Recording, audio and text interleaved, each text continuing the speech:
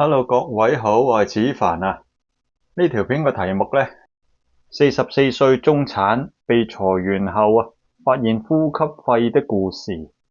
網上就流傳一個人氣嘅 post 啦，一位中產44歲嘅女士突然間俾人裁員喎。咁佢就感嘆香港嘅呼吸費高昂。咁佢將所有生活基礎嘅支出列舉出嚟之後呢，就發現佢收到嗰筆遣散費加埋平時嘅積蓄都唔足以維持2年嘅生活。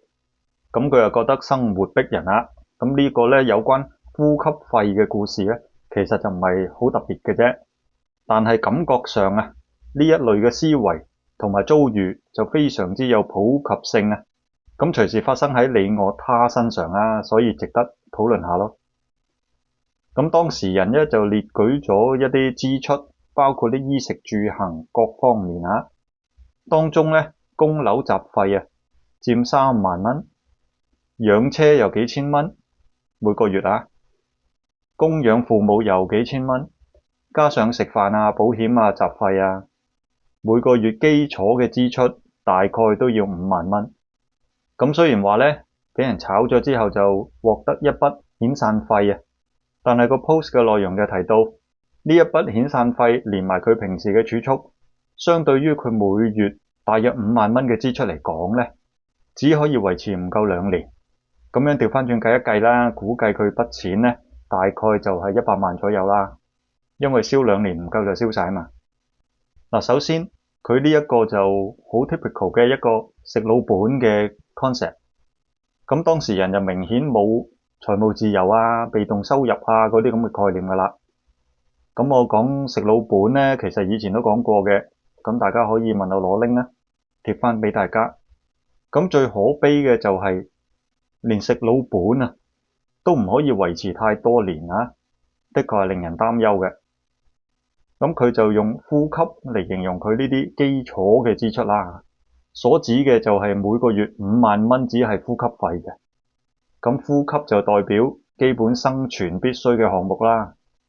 但係其實成日講嗰啲理財理財基礎101呢，就要懂得分辨想要同埋需要正所謂馬死落地行。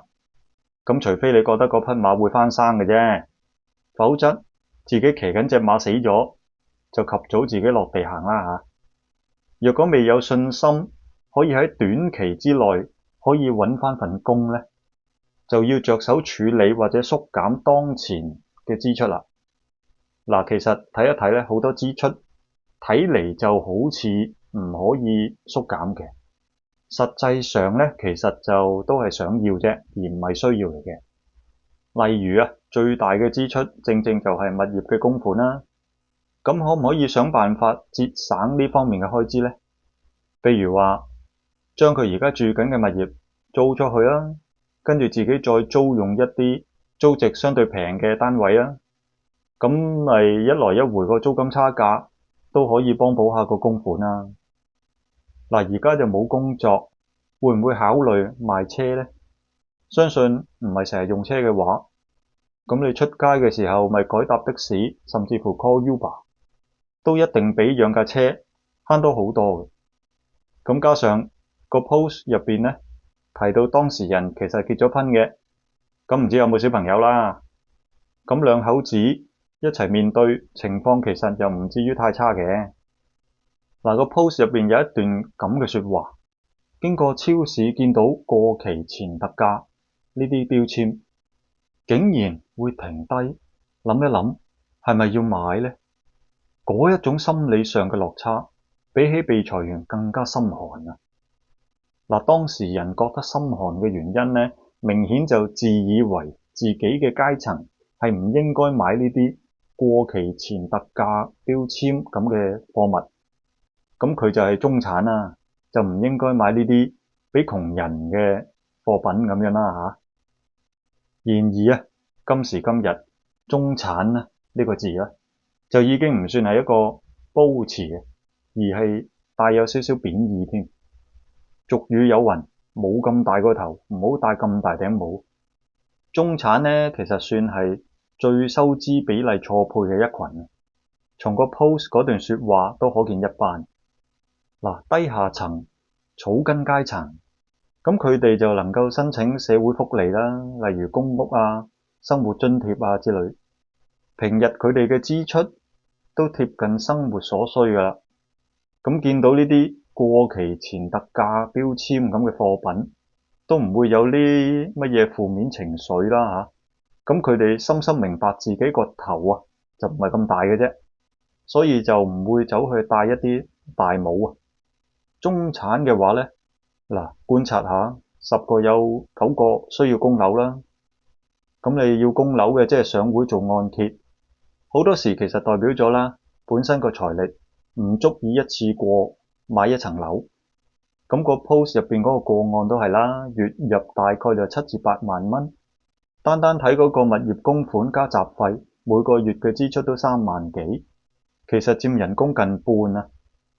普通物業咧，市值都1000幾百萬，對唔少中產嚟講咧，其實係一頂大帽嚟嘅。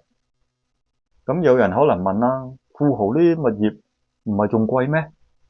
咁我哋睇睇李嘉誠身家幾千億，佢住嗰個大宅值幾十億，其實佢個支出比例非常之低。嗱，過往咧喺小弟嘅平台，其中一個相當受歡迎嘅分享題材就係中年危機啦。咁我又可以貼翻啲 link 俾大家。咁當中咧就帶出嘅重點就係居安思危啊。咁當事人有一段感想，就係話咧，佢以前覺得月入7至8萬好似幾叻，到被裁員先至發現自己其實好脆弱。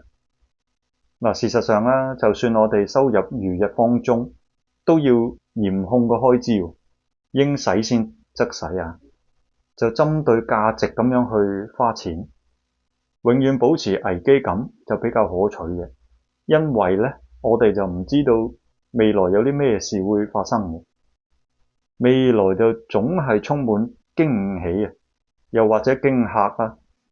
個人嘅話咧，可能係一下子俾人炒咗啦，投資失利啦，得到一啲古怪嘅重病啊，交通意外等等。